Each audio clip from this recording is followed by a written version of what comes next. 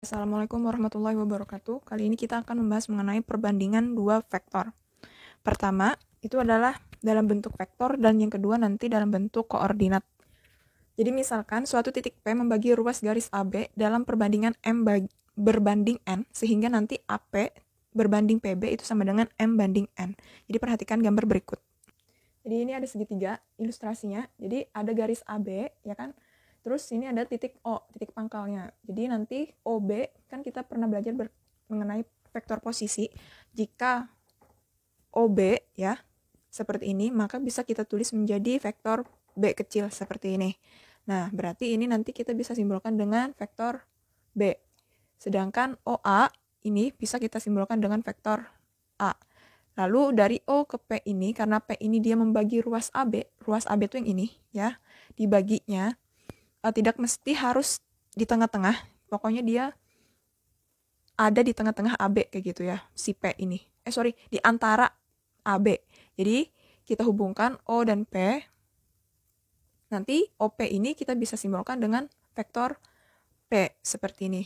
Terus kita beri ini AP berbanding PB. Jadi AP itu si M. Jadi kita simbolkan di sini M perbandingannya, dan PB itu N. Ya, ini N.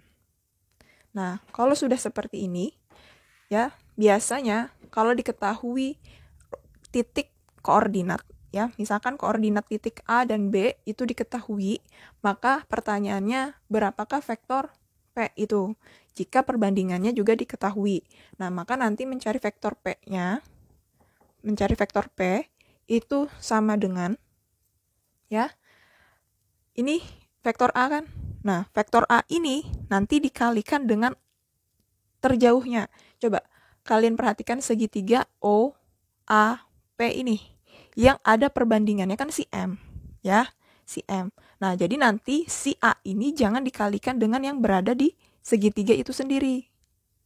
Paham ya? Jadi segitiga O, A, P yang di bawah ini, itu kan perbandingannya seharusnya vektor A ini berteman dengan M. Nah, tapi jangan dikalikan dengan si M, tapi lawannya yang berada di segitiga lainnya.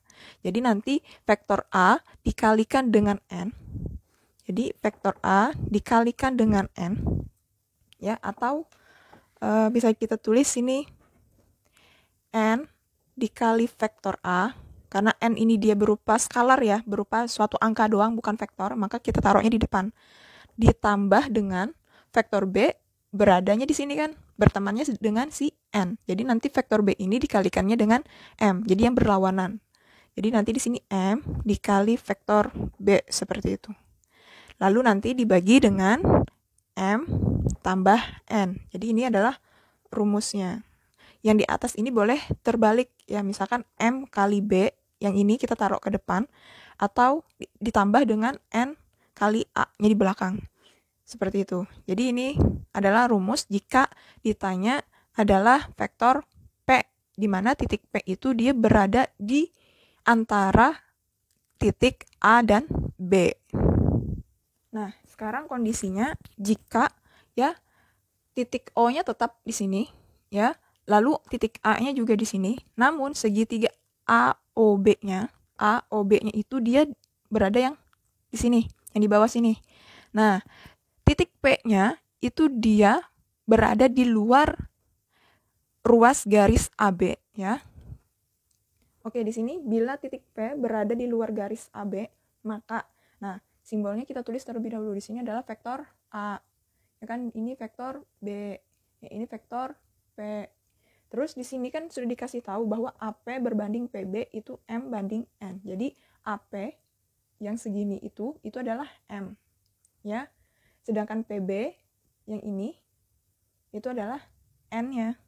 Oke? Nah, jadi kalau posisi P-nya itu berada di luar AB, maka rumusnya tuh sama seperti ini, namun kita perhatikan. Jadi vektor P-nya kita tulis dulu sama dengan N. Nah, jadi N-nya ini kan coba perhatikan. Ini kan N itu PB, ya kan? PB. Sedangkan P-nya itu berada di luar, masuk ke dalam sini. Artinya nanti dia berlawan arah. Coba perhatikan kalau gambar yang pertama, N-nya itu PB kan, PB arahnya tuh ke luar sana. ke sana. Sedangkan ini PB-nya masuk ke dalam sini. Berarti nanti dia berlawanan arah. Jadi kalau dia positif, maka nanti di sini N-nya adalah N negatif. Jadi nanti di sini min N dikali vektor A, kayak gitu. Ya, tetap. Karena N ini dia harus dikalikan dengan lawannya. Seperti itu. Lalu nanti ditambah dengan M. M-nya tuh adalah AP. AP kan dia tidak bermasalah ya. Jadi M-nya ini tetap M dikali vektor B per M tambah N di sini. Nah, karena N-nya tadi berlawanan arah, maka nanti M ditambah negatif N. Nah, ini kalau dia titik P-nya berada di luar garis AB. Oke, jadi ini pembagian ruas dalam bentuk koordinat lagi. Tadi dalam bentuk vektor. Nah, kalau dia dalam bentuk koordinat, nanti disajikannya tuh titik koordinat seperti ini, ya. Yang ditanya juga titik koordinat, kayak gitu. Jadi, menggunakan konsep yang sama seperti tadi rumusnya. Jadi, kalau ditanya koordinat, jadi yang diketahui nanti itu titik A dan titik B serta perbandingan ini. Jadi yang ditanya adalah XP, YP, sama ZP. Yang dimana itu adalah, di sini saya jelaskan dalam bentuk koordinat 3 dimensi ya. Jadi X, Y, Z. Nah, kalau ditanya XP, ya, XP, berarti itu yang kita pakai adalah nilai X di A dan X yang di B. Nah, kalau A tadi harus dikalikan dengan lawannya, bukan si M ya, tapi si N. Jadi nanti di sini N dikali XA ditambah M dikali dengan XB. Dikali dengan XB. Terus nanti dibagi dengan M tambah N. Seperti itu. Berlaku juga untuk seterusnya YP. Ya, berarti nanti N dikali YA ditambah M dikali YB per M tambah N. Sedangkan untuk yang ZP juga sama. Yang kita pakai adalah nilai Z di A dan Z di B. Jadi N dikali ZA ya ditambah M dikali ZB per M tambah N. Seperti itu. Jadi ini adalah rumusnya. Jadi XP, YP sama ZP. Oke, contohnya di video berikutnya. Oke.